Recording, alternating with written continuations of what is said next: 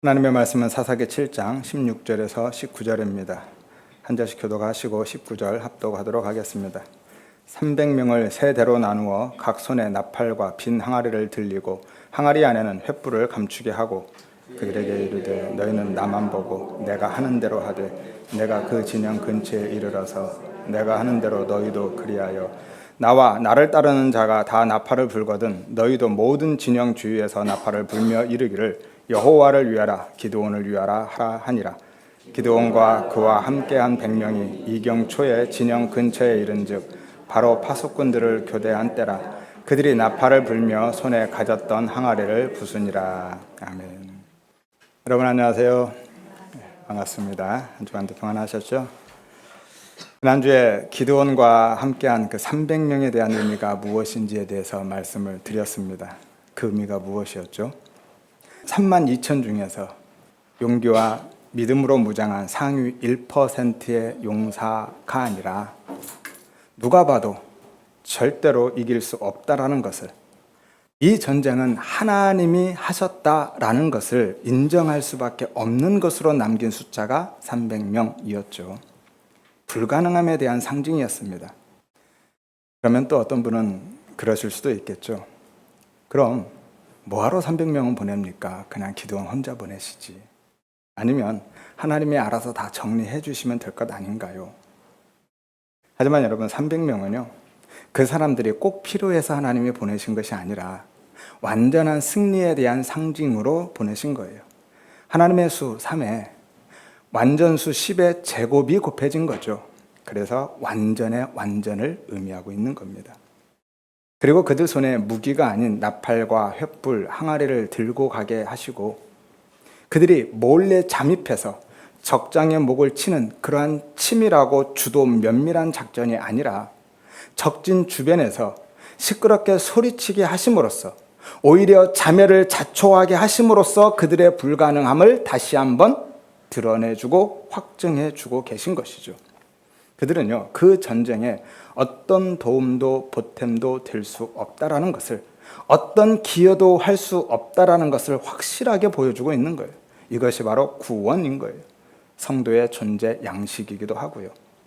하나님이 당신의 열심과 은혜로 우리 안에 있는 미디안을, 나의 땅의 용사됨의 그 추구를, 나의 옛사람을 치고 들어오셔서 거기로부터 나를 건져주시고 당신만 의존해서 살게 하시는 것이죠. 이것이 구원인 거예요. 이게 가나안 전쟁의 의미이고요. 영적 전쟁의 본질인 것이죠. 가나안 전쟁은요, 단순히 이스라엘 백성들에게 가나안 땅을 주어서 그곳에서 정착해서 안정된 삶을 살게 하기 위한 전쟁이 아닌 겁니다. 한마디로 하나님이 나를 도와서 내 대적들을 물리쳐 주시는 나를 위한 전쟁이 아니라는 거예요. 그게 가나안 전쟁의 목적이라면 굳이 이스라엘 백성들의 싸움이 필요가 없습니다. 하나님이 직접 다 죽이시고 쫓아내면 되는 거예요. 그래서 그 땅을 그들에게 주면 되는 겁니다.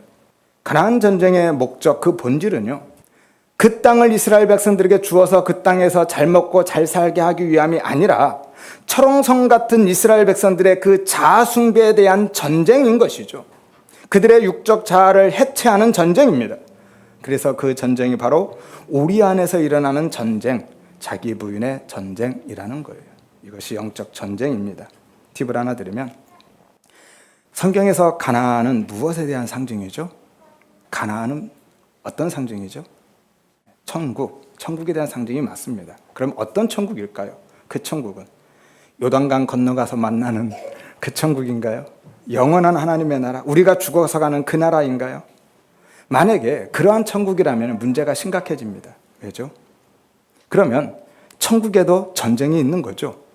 우상 숭배가 있죠. 죄악이 존재하게 되는 겁니다.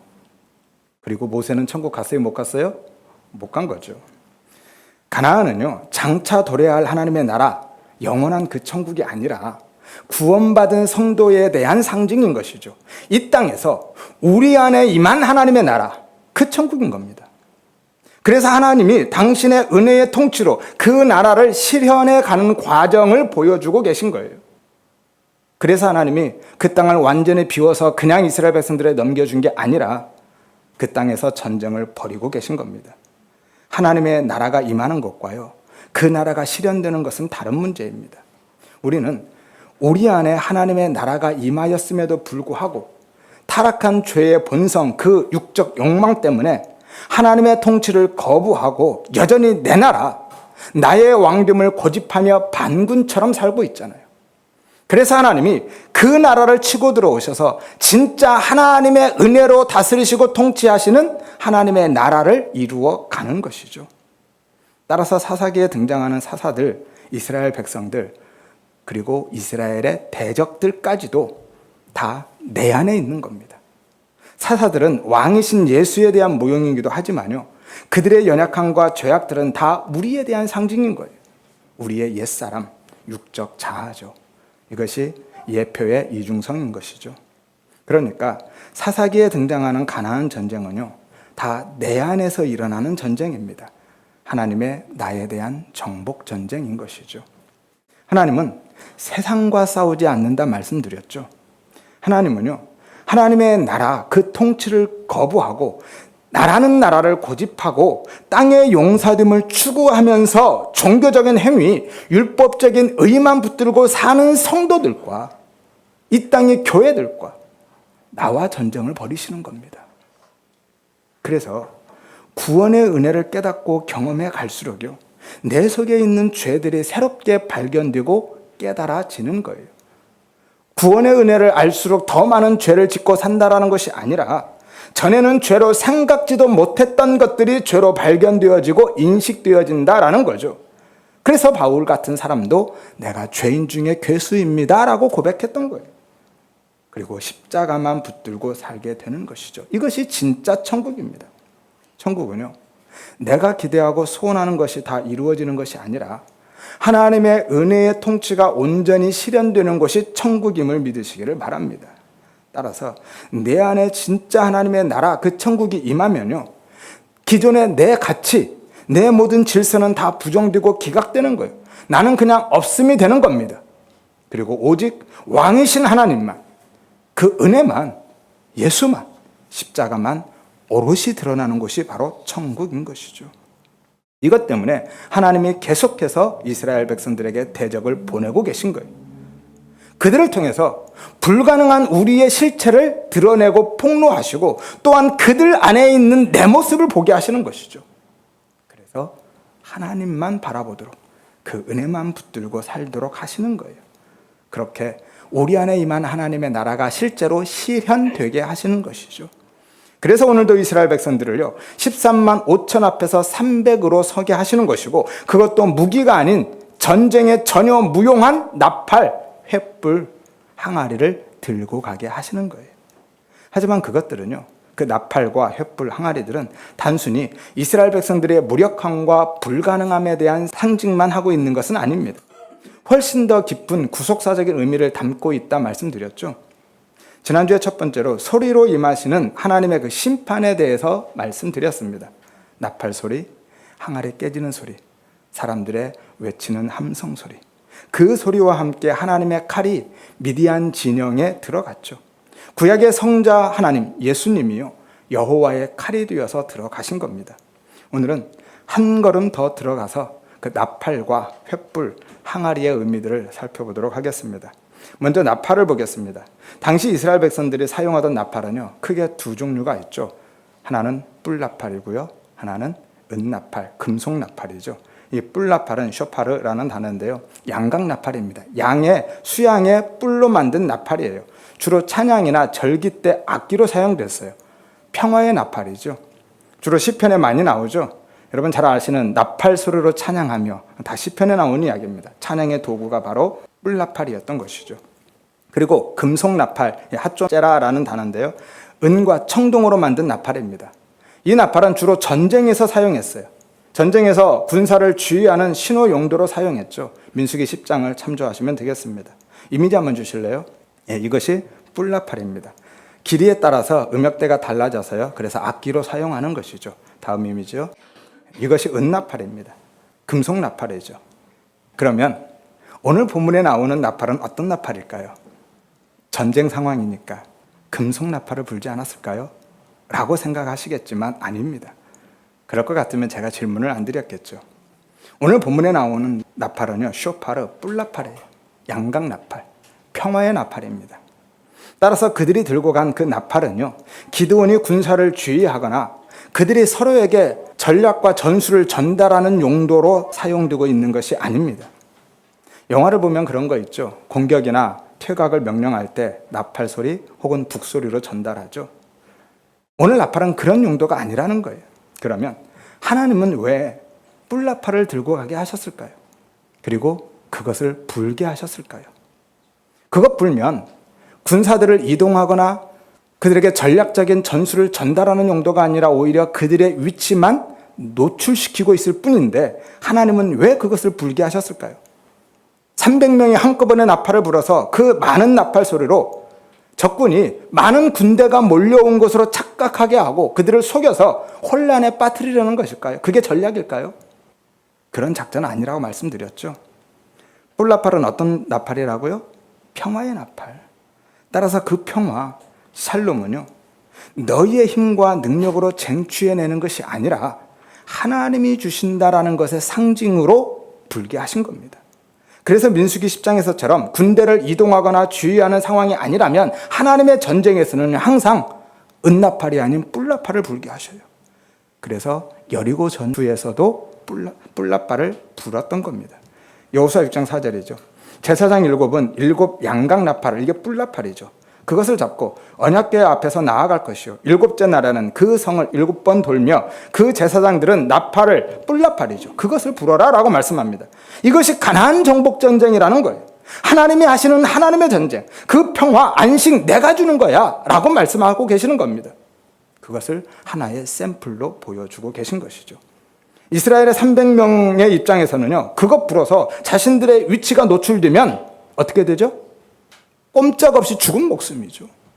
그런데 그들이 그 죽음의 자리에 내려갔을 때, 그들이 그렇게 무력하고 불강한 존재로 섰을 때, 그렇게 자기가 완전히 부정되고 부인되었을 때, 그래서 하나님만 바라볼 수밖에 없고 하나님의 은혜만 붙들고 의지할 수밖에 없을 때, 그때 비로소 여호와의 샬롬, 그 평화, 안식이 주어진다라는 거예요. 그래서 뿔나팔의 의미가 하나 더 들어가 있습니다. 뿔나팔에 어떤 의미가 더 있냐면 희년이라는 의미가 있어요. 여러분, 희년이 뭐죠? 안식년이 7년째 되는 해가 안식년이죠. 그 안식년이 7번 지난 다음 해죠. 그러니까 50년째 되는 해예요. 희년에는요, 모든 것이 자유롭게 됩니다. 그리고 전부 다 제자리로 돌아가요. 빚진 사람은요, 빚 탕감됩니다. 우리한테도 그런 제도가 있으면 좋겠죠. 노예 다 해방됩니다. 내가 돈이 없어서 내 땅 팔아먹었으면 희년에는 원주인에게 다 돌려줘야 됩니다. 완전한 회복이죠. 가나안을 정복하고 후에 각 지파별로 땅을 분배받았죠. 근데 이후로 형편에 따라서 사고 팔 수는 있습니다. 하지만 희년에는 조건 없이 원래 주인에게 다 돌려줘야 돼요. 완전한 회복이에요. 그리고 그것들은요, 그 희년의 그 자유, 해방, 회복은요, 하나님의 은혜로 죽어야 할 자들이 죄의 속박에서, 그 죄의 종에서 풀려나는 것, 그래서 참된 안식으로 들어가는 것, 온전한 회복에 대한 상징으로 주신 거예요. 따라서 희년은 평화의 왕, 안식의 주인이신, 재창조의 주체이신 예수님을 가리키고 있는 것이죠. 누가복음 4장 18절에 보면 이런 말씀이 있습니다.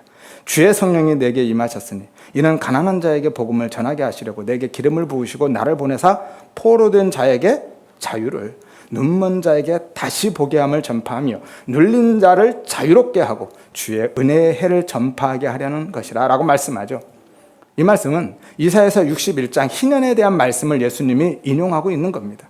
예수님이 지금 이 말씀을 통해서 이사야서 61장에서 이야기하는 그 희년에 대한 이야기가 바로 내 이야기야 라고 말씀하고 계신 거예요.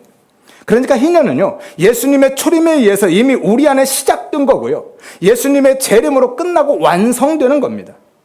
따라서 하나님이 그들에게 뿔나팔을 들고 가서 불라고 하신 것은 그 전쟁이 하나님의 전쟁이라는 것을, 정확히는 예수님의 전쟁이라는 것을, 예수님에 의해서만 참된 평화, 안식, 승리, 그 회복이 주어진다라는 것을 선언해 주고 계신 거예요. 이것이 구원인 거예요. 그런데 그 방법이 뭐죠? 그들의 죽음인 거예요. 이스라엘 백성들의 육적 자아가 완전히 부정되고 해체되는 것, 그 방법을 통해서 구원이 주어지고 평화가 임하는 겁니다. 이것이 성도의 존재 양식이고 우리의 신앙생활인 거예요. 우리는 계속해서 그 죽은 흙의 자리로 밀려 내려가고요. 그것을 통해서 진짜 자유를 얻게 되는 것이고 하나님과 화목하게 되는 것, 하나님과의 관계가 회복되는 거고요. 하나님의 평화, 여호와 샬롬을 누리게 되는 겁니다. 따라서 혹시라도 내 삶이, 지금 내 삶의 상황과 현실이 13만 5천 앞에 300으로 선 것처럼 여겨진다면, 그렇게 무력하고 불가능한 상황에 처해 있다라고 생각된다라면 낙심하지 마시고요. 하나님이 지금 당신의 백성으로 나를 살려내고 계심을 믿으시기를 바랍니다. 그리고 하나님만 의지하고 뿔나팔을 부는 그 죽음의 자리에 잠잠히 서시기를 바랍니다. 이것이 자기 부인인 거예요. 너희는 가만히 있어서 오늘날 여호와께서 너희를 위하여 행하시는 구원을 보라. 하나님은요, 당신의 백성을 반드시 그 자리에 세우실 겁니다. 왜죠? 그래야 세상이 주는 그 가짜 평화가 아닌 진짜 여호와의 샬롬, 그 평강, 안식을 경험하고 누리는 하나님의 백성으로 살 수 있기 때문인 거예요. 그게 이 땅에서 천국을 사는 겁니다. 내가 기대하고 소원하는 모든 것이 이루어지는 그 천국이 아니라 그것은 불교의 극락이라 말씀드렸죠. 내가 부정되고 해체되고 오직 내 안에서 예수가 드러나고 하나님의 그 평화를 누리는 것, 그것이 진짜 천국인 거예요. 따라서 우리 모든 성도님들은요, 13만 5천 앞에 300으로 서서 그렇게 육적 자아의 죽음과 자기 부인의 자리에 서서 하나님의 은혜로 다시 사는 참된 평화와 안식, 회복의 은혜를, 그 천국을 누리며 사시기를 주의 이름으로 축원드립니다. 그러면 횃불을 담은 항아리는 무엇일까요? 횃불을 그냥 들고 가지 않고요, 항아리 속에 담아서 가죠. 이 횃불은요, 의미가 타는 횃불, 불꽃, 이런 의미들입니다. 성경에서 오늘 본문에 두 번째 등장하고 있어요. 첫 번째는 어디서 나오죠? 잘 아시는 말씀이에요. 창세기 15장에 보면 하나님이 아브라함과 언약을 맺을 때 횃불 언약을 맺죠. 하나님이 아브라함에게 하늘의 별과 같은 자손, 그리고 그가 있는 그 땅, 가나안 땅을 주겠다라고 약속해 주시죠. 그러자 아브라함이 하나님께 그 증거 좀 보여주세요 라고 하죠. 15장 8절입니다. 내가 무엇으로 그것을 알겠습니까? 그러자 하나님이 야, 짐승 가져와. 그리고 그 중간을 쪼개놓고, 그리고 하나님이 아브라함을 깊이 잠들게 하고 타는 횃불 형상이 그 쪼갠 고기 사이를 지나갑니다. 하나님이 타는 횃불 형상으로 지나가신 거예요. 이것이 언약인 겁니다. 피의 언약이죠. 피로 맺는 언약이에요. 언약을 파기하면 그 쪼개진 짐승처럼 죽을 것이라는 거죠. 이게 언약이에요. 언약은 원래 쌍방이 맺는 건데 하나님이 오늘 일방적으로 맺어주고 계신 거예요. 그 약속 안 지키면 내가 죽겠다라는 거죠. 약속이 파괴되면, 하나님이 안 지키는 게 아닙니다. 그 약속이 파괴되면 하나님이 당신의 생명을 내어놓는 거예요. 그런데 그 약속이 파괴되죠. 하나님이 당신의 생명을 담보로 일방적으로 약속해 주셨기 때문에 그 약속이 파괴되자 어떻게 하셨습니까? 당신의 아들 예수를 보내셔서 우리 대신 십자가에서 쪼개신 거예요. 그래서 우리에게 다시 생명을 주신 겁니다. 그 언약을 성취해 주신 거예요. 그런데 그 횃불이 어디에 들어가 있어요? 항아리에. 그리고 그 항아리가 깨어지죠. 쪼갠 고기 사이로 지나가는 것과 같은 그림을 다시 보여주고 있는 거예요. 하나님이 홀로 그 언약을, 그 구원을 성취하시겠다라는 약속을 주고 계신 겁니다. 그리고 역시 예수님이 항아리 안에 담긴 횃불로 오셔서, 이게 성육신이죠. 십자가에서 깨어짐으로 그 언약을 성취해 주시는 겁니다. 성경에서 항아리는요, 항상 깨지기 쉬운 질그릇 같은 육체를 의미하거든요. 그래서 솔로몬은 전도서 12장 6절에 인간의 죽음을 항아리가 깨지는 것으로도 비유하죠. 따라서 항아리 안에 담긴 횃불은요, 질그릇 같은 육신을 입고 오신 성육신하신 예수님에 대한 상징인 거예요.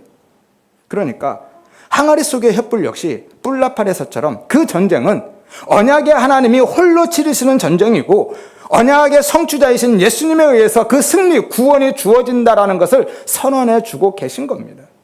예수 그리스도의 십자가 사건에 대한 모형으로 주시는 거죠. 그리고 이제는 우리 안에 그 횃불이 담긴 거예요. 질그릇 같은 우리 안에 예수 그리스도가 들어오신 겁니다. 고린도후서 4장 7절이죠.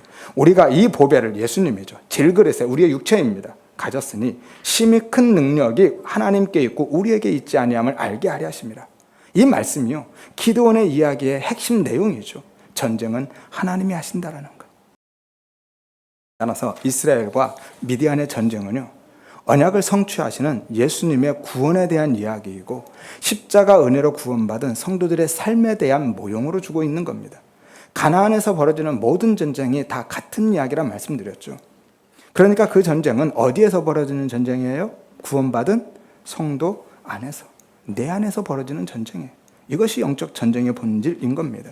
전쟁은요, 하나님이 교회와 성도를 도와서 교회와 성도를 대적하는, 세상과 벌이는 것이 아니라 하나님이 땅의 용사로 살고 있는 우리와 전쟁을 벌이는 거예요. 교회와 성도와 전쟁을 벌이시는 겁니다. 나와 전쟁하시는 거예요.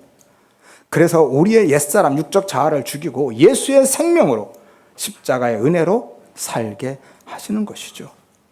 따라서 성도는요, 우리의 자격과 조건, 능력이 아니라 언약의 성취자이신 예수 그리스도의 공로로 오직 십자가 은혜로 구원받을 뿐만이 아니라 그 예수님에 의해서 내가 부인되고 부정당하면서 승리하게 되는 겁니다. 이게 기드온과 300의 이야기인 거예요. 13만 5천 앞에 300으로 서는 게 자기 부인인 것이고요, 옛사람 육적 자아가 죽는 겁니다. 이것이 십자가를 실제화해서 살아가는 성도의 삶인 거예요. 그래서 은혜 안에 있는 성도의 삶이 고난으로 체감되는 겁니다. 하지만 그것이요, 자기를 부인하는 그 십자가를 지는 삶이 참된 평화와 안식을 누리는 삶이고 진짜 승리의 비결이고 하나님의 형상으로서의 회복이고 하나님의 영광임을 믿으시기를 바랍니다. 하나님의 영광이 뭐죠? 하나님이 하나님으로 드러나는 게 하나님의 영광이에요. 하나님이 하나님으로 드러나는 것, 그것은 내가 죽어야만 가능한 겁니다. 항아리가 깨져야 그 안에서 횃불이 드러나듯이 육적 자아, 옛사람이 죽어야 내 안에 있는 그 예수가 드러나는 거예요. 내가 죽어야, 내가 깨져야 내 안에 예수가 드러나는 거죠. 이것이 나팔과 항아리 속에 감춘 횃불의 진의인 거죠. 하나님은 그것들을 통해서 이스라엘의 무력함과 불가능함을 드러내실 뿐만이 아니라 진짜 구원자 되시는 예수를, 십자가 사건을 말씀해 주고 계신 거예요. 그것들 안에 예수와 십자가 복음을, 그 진리를 담아서 주신 것이죠. 그리고 그 일들이요, 어쩌다가 우연히 일어난 일이거나 혹은 하나님이 즉흥적으로 우발적으로 행하신 일이 아니라 하나님이 처음부터 세밀하게 계획하시고 준비하시고 진행하신, 하나님의 주체가 되시고 주도하신 일임을 분명히 말씀해 주고 계셔요. 그게 바로 미디안의 한 병사가 꾼 보리떡 꿈 이야기인 거죠. 하나님이 그 꿈을 통해서 먼저 보여주셨습니다. 12절을 보세요. 미디안 연합군의 만행을 먼저 강조하죠. 그들의 메뚜기 떼와 같고 그들의 낙타가 해변의 모래와 같다라고 말씀하시면서 13절 14절에 보리떡 한 덩이가 미디안 진영으로 굴러 들어와서 장막을 쳐서 무너뜨리는 꿈을 주십니다. 그 보리떡의 의미는 조금 이따 뒤에서 다시 말씀드리도록 하겠습니다. 기드온에게 그 꿈 이야기를 들려준 다음에요, 16절에 나팔과 횃불, 항아리를 들고 가라고 하시죠. 무슨 이야기일까요? 그 일들이 우연히 일어난 일이 아니라, 하나님이 즉흥적으로 시행한 일이 아니라 하나님이 처음부터 계획하시고 준비하신 일이다라는 거죠. 이것이 구속사인 거예요. 예수와 십자가 복음. 하나님의 그 구속사, 구원 사역은요, 아담과 하와의 타락으로부터 출발하지 않습니다. 절대 먹으면 안 되는 것을 아담과 하와가 먹는 바람에 하나님이 구원 사역을 계획하고 예수님을 보내신 게 아닌 거예요. 그렇게 보면 문제가 생깁니다. 전지하신 하나님이 아담과 하와가 선악과를 먹을 줄 알면서도 주었다라는 게 문제가 되는 거예요. 하나님은 전지하시기 때문에 아담과 하와가 먹을 수밖에 없다라는 것을 먹을 줄을 이미 알고 계셨거든요. 그러면서도 먹지 마, 먹으면 정령 반드시 죽어라고 주셨거든요. 이 딜레마가 해결이 안 됩니다. 이미 한번 말씀드렸죠. 자세한 내용은 사사기 10번째 시간 야빈에게 팔린 이스라엘을 참조하시면 되겠습니다. 그러면 하나님의 구속사역, 그 예수와 십자가를 통한 구원 계획은 언제 세우셨죠? 창세 전에. 이게 창세전 언약이라 말씀드렸죠. 아담과 하와가 선악과를 먹은 다음에 구원 계획을 세우신 게 아니라 우리의 구원 계획은 창세 전에 세워진 거예요. 에베소서 1장 4절에서 6절에 창세 전에, 언제요? 창세 전에 그리스도 안에서 우리를 택하시고 그 깊으신 뜻대로 예정하셔서 예수 그리스도로 말미암아 자기의 아들들이 되게 하셨으니 이는 그가 사랑하시는 자 누구죠? 예수님이죠. 예수 안에서 우리에게 거저 주시는 바 그의 은혜의 영광을 찬송하게 하려는 것이라. 이것이 창세전 언약이죠. 하나님이 당신의 아들 예수의 그 죽음 십자가로 우리를 자녀 삼으시겠다라는 그 약속입니다. 예수와 십자가, 그것이 창세전 언약이죠. 하나님이 세상을 창조하신 이후에 아담과 하와의 타락으로 인해서 그 타락 때문에 구원 계획을 세운 것이 아니라 창세 전에 영원한 묵시 속에서 하나님이 먼저 구원 계획을 세우셨고 그 구원 계획을 위해서 세상을 창조하신 거예요. 따라서 세상은요, 세상의 역사는 하나님의 창세전 언약, 그 구원 사역을 위한 무대 장치이고 소품들인 것이죠. 하나님은 그 창세전 언약의 시나리오를 가지고 이 세상에 대하 드라마를 써나가고 계신 거예요. 그것이 세상의 역사인 겁니다. 따라서 아담의 선악과 사건도요, 그 구원 계획 안에 다 들어가 있는 거예요. 그래서 선악과를 먹을 줄 알면서도 먹지 마 하고 주신 겁니다. 그것을 우리 편에서 쉽게 이해할 수 있도록 적극적으로 표현한다면 먹지 말라라고 한 게 아니라 먹으라고 주셨다라고 말씀드린 겁니다. 왜죠? 왜냐하면 그래야 내가 이 선악과를 안 먹는 행위로 사는 게 아니었구나, 하나님의 은혜로 사는 거구나 라는 것을 알 수 있으니까요. 만약에 아담과 하와가 그 선악과를 안 먹었어도요, 그들이 하나님 앞에 그 은혜 앞에 나아가지 않았다면, 오직 그 안 먹는 행위만 그들이 붙들고 살았다면 그들은요, 그 안 먹는 행위로 죽는 겁니다. 왜죠? 그게 율법주의잖아요. 그게 인본주의입니다. 예수님 당시에 바리새인들이, 성전 지도자들이 딱 그렇게 살았거든요. 지금까지 듣고 배웠던 것과 완전히 다른 이야기라서 조금 어려울 수도 있고 헷갈릴 수도 있는데요, 중요한 이야기라서 다시 한번 말씀드립니다. 하나님이 지금요, 당신의 언약을 위해서 선악과에 관심도 없는 아담을 충동질해서 먹게 하셨다거나, 혹은 아담이 하나님의 언약의 성취를 위해서 일부러 먹었다라는 그런 이야기 아닙니다. 아담은요, 분명하게 자기의 욕심 때문에 먹었어요. 하나님처럼 되고 싶은 그 욕망 때문에 먹었습니다. 하지만 하나님은 그 안에 구원과 은혜의 원리를 담아서 주셨다라는 거죠. 하나님은요, 그 구원과 은혜의 원리를 설명하고 가르쳐 주시기 위해서 아담과 하와가 먹을 줄 빤히 알면서도 먹지 마 하고 주신 거라는 거예요. 정말로 먹으면 안 되는 거였다면, 정말 안 먹는 게 목적이었다면 어떻게 하면 되죠? 안 만들었으면 되죠. 아니면 눈에 안 띄는 곳이나 손에 안 닿는 곳에 두면 됩니다. 그것도 아니면 최소한 정말 혐오스럽게 보면 막 구역질 날 만큼 그렇게 만들어 놨으면 됐을 거예요. 그런데 하나님 어떻게 만드셨어요? 보암직하고 먹음직하고 탐스럽게. 그것도 어디에 두셨어요? 동산 중앙에. 어쩌라는 거예요? 정말로 먹지 마가 목적이 아니라 그 말씀 열심히 지키고 살면서, 야, 나는 안 되는구나, 나는 먹을 수밖에 없는 존재구나 라는 것을 알라고 주신 거예요. 그들의 그 무력함과 불가능함을 깨달으라고요. 그래서 선악과를 안 먹는 그 행위로 내가 어떤 자격과 조건을 갖추어서 사는 것이 아니라 아무 조건도 자격도 없이 오직 하나님의 은혜로 사는 거구나 라는 것을 깨닫고 하나님 은혜 앞에 나오라고요. 그 은혜 붙들고 살라고요. 그게 피조물의 처음 자리거든요. 이것이 생명이고 구원인 겁니다. 그 생명과 구원의 원리를 가르쳐 주시기 위해서 선악과를 주신 거예요. 한번 생각해 보세요. 선악과를 먹으면 반드시 죽는다고 하나님이 말씀하셨죠. 정령 죽으리라. 죽고 또 죽는다라는 거예요. 근데 정말 죽었습니까? 아담과 하와가 그럼 지옥 갔어요? 아니죠. 살았습니다. 천국 갔어요. 그러면 하나님이 지금 거짓말 하신 건가요? 아니면 내 말 잘 듣고 살아라고 공갈 협박하고 계신 건가요? 아니죠. 그러니까 선악과를 주신 이유가 그게 아니라는 거예요. 먹지 마가 선악과를 주신 진짜 이유와 목적이 아니라는 겁니다. 그러면 아담은 어떻게 살았습니까? 아담과 하와는 어떻게 천국 갔어요? 아담과 하와가 그 이후에 하나님이 뭐라 하실 때 하나님 잘못했어요. 한 번만 살려주세요. 다시는 안 그럴게요. 그렇게 하나님 앞에 싹싹 빌었습니까? 우리말로 회개했어요? 안 했죠. 그런데 어떻게 살았습니까?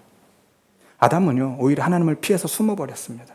그리고 하나님이 찾아오셨을 때 변명하기에 바빴고요, 핑계하기에 바빴습니다. 심지어는 하나님을 원망하기까지 했죠. 창세기 3장 12절입니다. 아담이 이르되 하나님이 주셔서 나와 함께 있게 하신 여자 그가 내게 줌으로 먹었나이다. 무슨 말입니까? 하와가 줘서 먹었다라는 거죠. 하와한테 핑계대고 있는 겁니다. 하지만 1차적인 책임을 누구에게 돌리고 있는 거예요? 하나님께 돌리고 있는 거예요. 히브리어에서는 강조하는 단어를 앞에 두죠. 하나님이 하와 안 주셨으면 안 먹을 거 아니에요? 라고 하고 있는 겁니다. 그러니까 내 책임 아니잖아요. 하나님께 지금 오히려 되레 항의하고 원망하고 있는 거예요. 이런 걸 적반하장이라고 하는 거죠. 먹긴 놈이 성낸다고. 보세요. 아담은 회개한 적이 없습니다. 모든 책임을요, 하와에게 돌리고 하나님께 돌리고 있어요. 오히려 피해자 코스프레를 하고 있잖아요. 하와도 마찬가지입니다. 창세기 3장 13절을 보세요.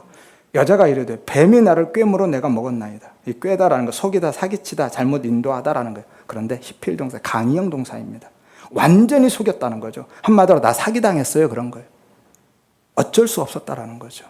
내 잘못 아니라는 겁니다.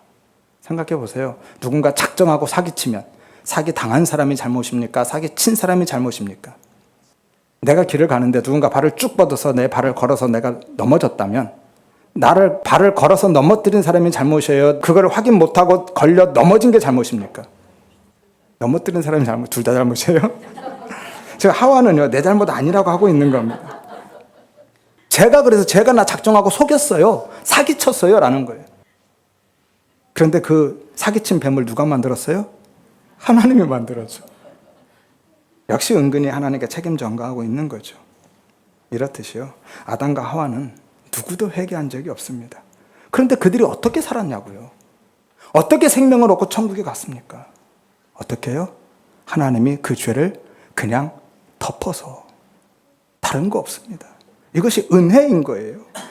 그들이 무엇을 해서 산 것이 아니라 하나님이 먼저 일방적으로 찾아가셔서 그들의 나뭇잎 치마 위에 가죽옷을 입혀서 그들의 벌거벗은 그 수치를 그냥 덮어서 살리신 겁니다. 이게 구원인 거예요. 덮어주심의 은혜. 선악과는요, 그 구원의 원리, 그 은혜를 설명해 주시기 위한 도구이고 소품인 겁니다. 그것을 안 먹는 행위로 사는 것이 아니라 하나님의 은혜로 산다라는 것을 알라고 주신 거예요. 안 먹는 행위로 사는 거라고 주셨다라면 아담과 하와는 죽었어야만 합니다. 하나님이 일구이연 하시는 분이 아니라면 그들은 지옥 보냈어야만 하는 거예요. 샘플로라도, 시범 케이스로라도 지옥 보냈어야죠.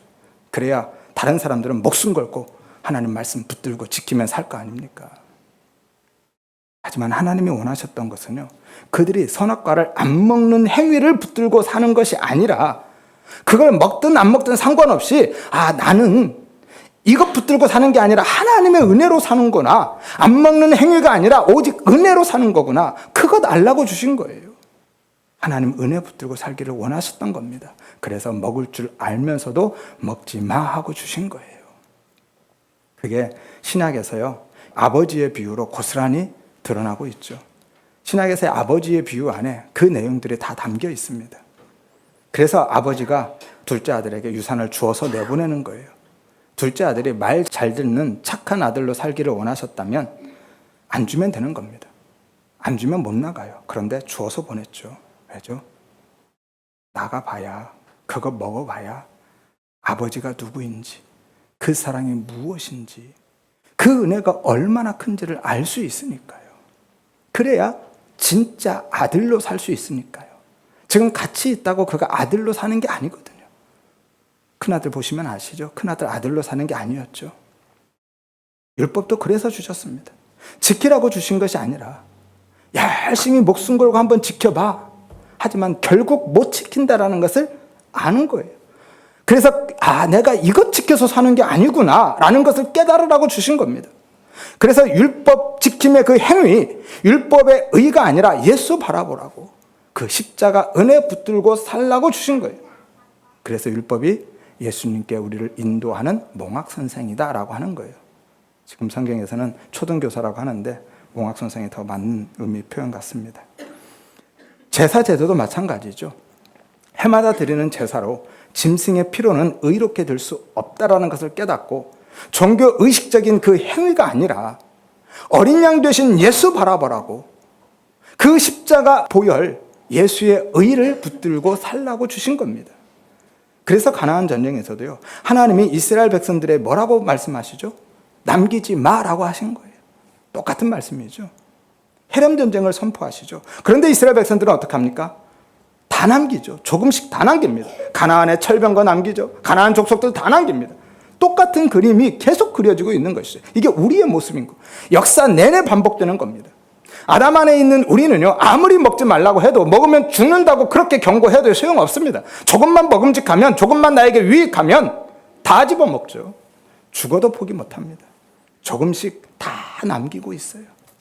이게 바로 지금 우리의 모습이고 내 모습인 겁니다. 그때나 지금이나 다 똑같아요. 하나도 달라지지 않아요. 이게 아담 안에 있는 우리인 거예요.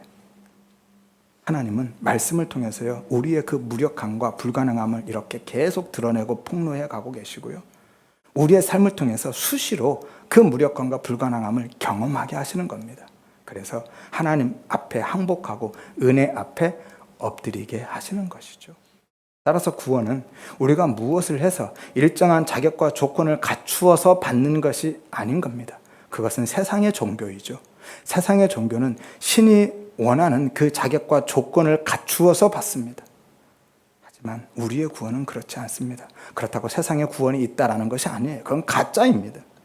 구원은요, 우리가 아담처럼 완전한 죽음의 자리에 섰을 때, 오늘 이스라엘 백성들처럼 그렇게 무력하고 불가능한 자리, 없음의 자리에 섰을 때, 13만 5천 앞에 300으로 섰을 때 하나님이 일방적인 은혜로 건져주시고 살려주시는 게 구원인 거예요. 그래서 구원이 선물이다라고 하는 겁니다. 그런데 안타까운 것은요, 오늘날 교회와 성도들은요, 먹지 마라고 하는 그 법만 잘 지키면 살 것처럼 생각한다라는 거예요. 그래서 은혜가 아닌 그 율법 행위만 붙들고 살려 하고 있다라는 거예요. 그래서 안 먹는 그 행위로 죽는 겁니다. 잘 들으세요. 안 먹어서 사는 게 아니라 안 먹는 그 행위로 죽어요. 예수님 당시에 바리새인들이 딱 그렇게 살았잖아요. 따라서 우리 모든 성도님들은요, 안 먹는 행위가 아니라 먼저 예수 바라보고 그 십자가 은혜 붙들고 사시기를 바랍니다. 하여서 먹고 싶은 거 다 먹고 갖고 싶은 거 다 갖고 마음대로 살라는 이야기가 아니라 언제든지 그 은혜 앞에 붙들리면은요, 언제든지 하나님이 먹지 마라고 하시면 그때는 진짜 안 먹는 자가 되는 거예요. 아무리 먹음직하고 보암직해도 안 먹는 자가 될 수 있는 거고요. 하나님이 남기지 마라고 하시면은요, 그게 아무리 나에게 필요하고 유익한 것처럼 보여진다 할지라도 진짜 남기지 않고 남김없이 밀어낼 수 있는 자가 되는 겁니다. 그 자기 부인의 삶, 진짜 성화의 삶을 살아가라는 거예요. 그 은혜로. 내 열심과 의지와 노력을 하나 안 되니까요. 바리새인들처럼 성전 지도자처럼 외식할 수밖에 없으니까. 그건 열매가 아니라 말씀드렸죠. 그건 성화가 아닙니다. 진짜 성화는 내 안에 오신 예수님이, 내 안에 계신 성령님이 나를 은혜로 끌고 가셔서 그렇게 살게 하시는, 내가 살아내는 게 아니라 사라지는 겁니다. 아무튼 우리 모든 성도님들은요, 그렇게 하나님의 은혜에 온전히 정복되고 장악되어서 나는 죽고 오직 예수와 십자가만 드러나는 자기 부인의 삶을 살아가시기를 주의 이름으로 축원드립니다. 한 가지만 더 살펴보고 마치기로 하겠습니다. 좀 전에 앞에서 그 나팔과 횃불 항아리 안에 하나님의 구속사역 예수의 십자가 복음이 들어있고 그것을 미디안의 한 병사의 보리떡 꿈을 통해서 먼저 보여주셨다 말씀드렸죠. 이제 그 보리떡의 의미가 무엇인지 어떻게 보리떡 꿈 안에 예수와 십자가 복음이 들어있는지만 확인해 보도록 하겠습니다. 13절 한번 보세요. 내가 한 꿈을 꾸었는데 꿈에 보리떡 한 덩어리가 미디안 진영으로 굴러 들어와 한 장막에 이르러 그것을 쳐서 무너뜨려 위쪽으로 엎으니 그 장막이 쓰러졌더라 라고 말씀하죠. 이 장면 어디에서 많이 본 것 같지 않습니까? 성경에 똑같은 꿈 이야기가 또 나와요. 어디서 나오죠? 무슨 꿈이에요? 다니엘서 2장에 가면 바벨론 왕 느부갓네살의 큰 신상 꿈이죠. 느부갓네살의 왕이 된 지 2년째, 그 2년째 되는 해에 한 꿈을 꾸죠. 어떤 꿈입니까? 큰 신상. 머리는 순금이고요. 가슴과 팔은 은이고 배와 넓적다리는 노시고 종아리는 쇠로 되어 있고 발은 쇠와 진흙이 섞여 있는 큰 신상에 서 있는데, 그런데 난데없이 돌이 날아와서 신상을 쳐서 부수고 가루로 만들어서 흩어버립니다. 그리고 그 돌이 태산을 이루어서 온 세상에 가득하게 되죠. 다니엘서 2장 34절에서 35절입니다. 손대지 아니한 돌이 나와서 신상의 쇠와 진흙의 발을 쳐서 부서뜨리매 그때에 쇠와 진흙과 놋과 은과 금이 다 부서져 여름 타작마당에 겨같이 되어 바람에 불려 간 곳이 없었고 우상에 친 돌은 태산을 이루어 온 세계에 가득하였다라고 말씀하죠. 여기서 손대지 아니한 돌, 사람의 손으로 쪼아내지 아니한 돌을 이야기하는 겁니다. 스스로의 힘으로 원석에서 떨어져 나온 돌이죠. 그래서 개역 성경에서는 뜨인 돌이라고 표현했죠. 그런데 그 돌이 그 큰 신상을 쳐서 부수고 완전히 가루로 만들어서 흩어버렸고 그 돌은 태산을 이루었습니다. 그래서 온 세상이 가득하게 되죠. 그러면 여기서 돌은 무엇을 상징하죠? 누구를 상징합니까? 예수님이요. 반석이신 예수예요. 예수님이 세상 나라를 완전히 심판하고 온 세상에 당신의 나라를 이룰 것임에 대한 예표로 주고 계신 거죠. 그러면요, 오늘 본문에서 미디안 진영에 들어와서 장막을 무너뜨린 그 보리떡은 누구죠? 예수님이에요. 같은 그림이라 말씀드렸잖아요. 다니엘서 2장의 그 큰 신상의 꿈과 오늘 미디안 병사가 꾼 이 보리떡 꿈이 같은 이야기예요. 그래서 굴러 들어온 보리떡이 뜨인 돌인 겁니다. 보리떡은 1차적으로 기드온에 대한 상징이기도 하지만 궁극적으로는요, 기드온으로 모형된 예수님에 대한 상징이거든요. 이 보리떡은 당시 이스라엘 백성들이 먹던 가장 볼품없고 가치 없는 음식입니다. 우리 옛날에 그 개떡 같은, 표현이 좀 그러네요. 개떡 같은. 다니엘서의 뜨인 돌도 마찬가지죠. 그 돌은요, 금이나 은, 놋, 쇠보다는 훨씬 가치 없고 약한 겁니다. 그런데 예수님이 딱 그렇게 오셨죠. 그리고 그렇게 사셨습니다. 예수님에 대한 상징이죠. 이사야서 53장 2절에 3절에 그는 연한 순 같고 마른 땅에서 나온 뿌리 같아서 고운 모양도 없고 풍채도 없은즉 우리가 보기에 흠모할 만한 아름다운 것이 없다라고 말씀하죠. 그래서 멸시를 받아서 사람들에게 버림바 되었다라고 말씀하죠. 그리고 그 보리떡 이야기가 신약에서 또 등장하죠. 어디에서 등장합니까? 오병이어요. 요한복음 6장에 보면 예수님이 오병이어의 기적을 행하신 다음에요, 그 떡의 의미를 설명해 주시죠. 그런데 그 떡의 의미가 뭐였어요? 진리가 무엇이었죠? 생명의 떡이신 예수, 내가 떡이다 그러시잖아요. 요한복음 6장 35절 예수께서 이르시되 나는 생명의 떡이니 내게 오는 자는 결코 줄이지 아니할 것이라 말씀하죠. 따라서 오병이어의 기적은요, 단순히 사람들이 배고픔을 해결해 주기 위함이 아닌 겁니다. 진리를 설명해 주시기 위한 도구이고 소품인 거예요. 우리가 믿음으로 하나님께 도시락 드리면 하나님의 100배로 돌려주신다, 그러니까 하나님께 헌신하자, 뭐 그런 얘기 아닌 거예요.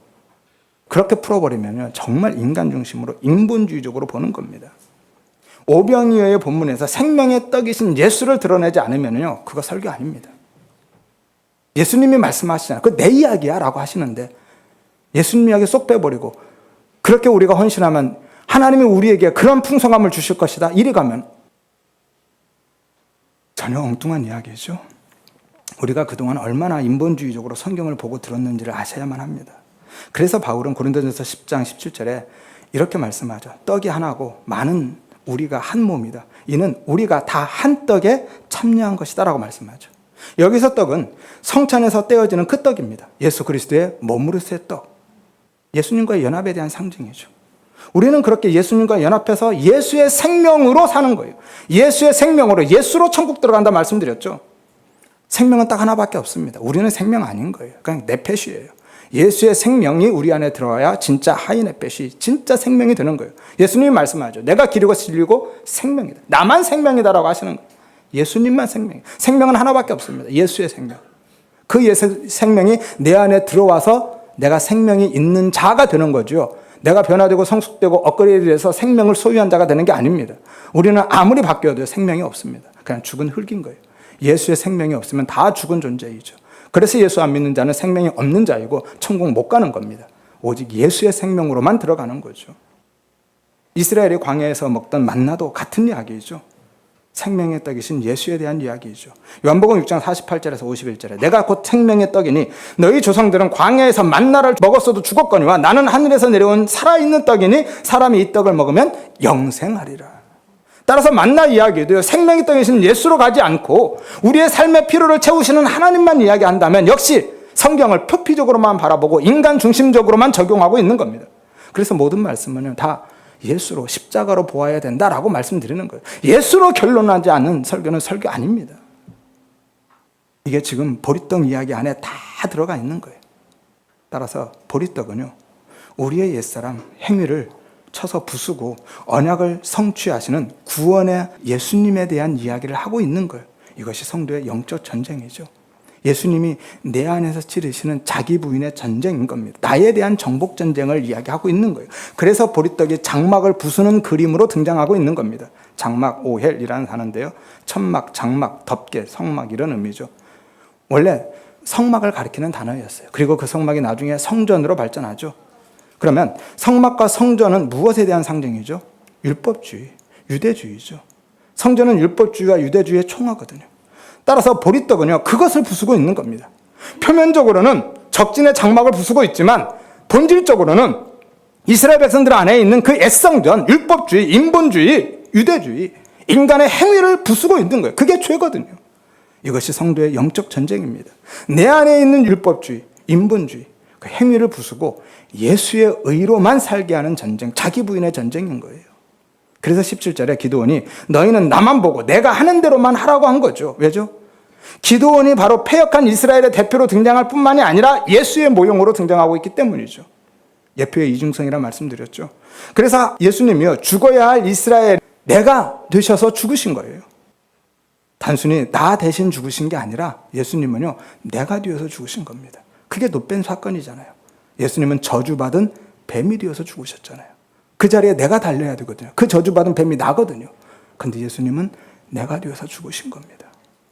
그래서 예수님이 기드온과 똑같은 말씀을 하시죠. 너희가 십자가 지고 나 따라와라. 내가 가는 대로만 와라 라고 말씀하시잖아요. 자기를 부인하는 그 자기 부인의 십자가 그거 지고 가야 된다. 예수님이 그거 먼저 지고 가시고 그거 그대로 지고 따라오게 하십니다. 기드온이 하는 대로 따라서 하라고 했던 것처럼 예수님이 그렇게 우리에게 요구하고 계시거든요. 이것이 성도의 삶이고 진짜 신앙생활인 거죠. 십자가를 실제화해서 사는 삶입니다. 그리고 그것이 옛사람, 육적 자아의 죽음, 자기 부인이라고 하는 거죠. 왜죠? 왜 예수님이 우리에게 십자가의 길을 요구하시죠? 그래야 사니까요. 십자가의 고난, 죽음을 통과하지 않으면요 부활의 생명과 영광도 없습니다. 그래서 하나님은 그토록 집요하게 옛사람의 죽음, 자기 부인을 요구하고 있고요. 우리를 그 자리로 밀어내고 끌고 가고 계신 거예요. 살리기 위해서. 우리는요 죽어도 사는 존재가 아니라 죽어서 사는 존재예요. 죽어야 사는 존재예요. 그런데 문제는 성도들도 대부분 자신의 육적 자아를 섬기고 있다는 거예요. 그것 때문에 자신의 필요와 유익을 위해서 예수 믿고 하나님을 섬긴다라는 게 문제입니다. 그런데 그거 신앙 아니죠. 나를 위한 내 가치와 유익, 영광을 위한 투자밖에 되지 않잖아요. 그것을 믿음이라고 하지 않는 겁니다. 종교적 행위에 불과한 거예요. 우리의 모든 삶은요, 삶의 목적은 내가 아니라 예수이고 하나님의 영광이어야 하잖아요. 이것이 진짜 신앙생활입니다. 예수를 믿는다라는 것은 삶의 중심이 이동하는 거예요. 삶의 중심이 나에서 하나님께로 이동하는 겁니다. 이게 우리의 진짜 신앙생활인 거예요. 그렇게 삶의 중심이 하나님께로 이동하면 그때 진짜 열심이 나오는 거죠. 복받기 위해서 이를 악물고 버티는 그런 열심 말고요. 사람들에게 잘 보이고 인정받기 위한 외식 말고요. 내 안에 있는 성령님이 행하시는 그 열심, 그 은혜에 의해서 터져나오는 그 열심이 나오는 거예요. 내가 부인되고 오직 예수로 살고 그 은혜로 사는 삶이 거기에서 나오는 겁니다. 혹시라도 은혜에 대한 설교를 들으신 다음에 그러면 해방이다. 이제 나는 아무것도 안 해도 되겠네. 라고 생각하시는 분이 계신다면 아직 그 은혜가 무엇인지 모르는 거예요. 여전히 율법적이고 인간적인 열심으로 그동안 억지로 하고 있었다라는 것에 대한 반증이죠. 그런데 많은 성도님들이요, 그 율법적이고 인간적인 열심을 부리면서 하나님을 내 편으로 끌어당긴다라는 게 문제죠. 진짜 신앙생활 믿음은 중심이 나에서 하나님께로 옮겨가는 건데, 나는 내 자리에 꼼짝 않고 서서 오히려 내 자리를 더 견고하기 위해서 하나님의 힘을 끌어당기잖아요. 이게 종교인 겁니다. 그래서 보리떡이신 예수님이 그러한 나를 쳐서 부수시는 거고, 그렇게 완전히 깨어서 하나님 절대 의존적인 삶을 살게 하시는 거예요. 중심을 나에게서 하나님께로 옮겨가시는 거고요. 그 십자가의 길, 자기 부인의 삶으로 그렇게 밀어내시는 거죠. 이것이 신앙생활입니다. 그런데 성경은 역설적이게도 그것이 승리다, 생명이다, 구원이다 라고 하는 거죠. 따라서 우리 모든 성도님들은요, 그 은혜를 구하시기를 바랍니다. 예수님이 내 장막도 부숴주시기를, 내 항아리도 깨주시기를 위해서 그 십자가 자기 부인의 삶을 살아가고 하나님만 절대 의존해서 사는 그 삶을 위해서 기도하시기를 바랍니다.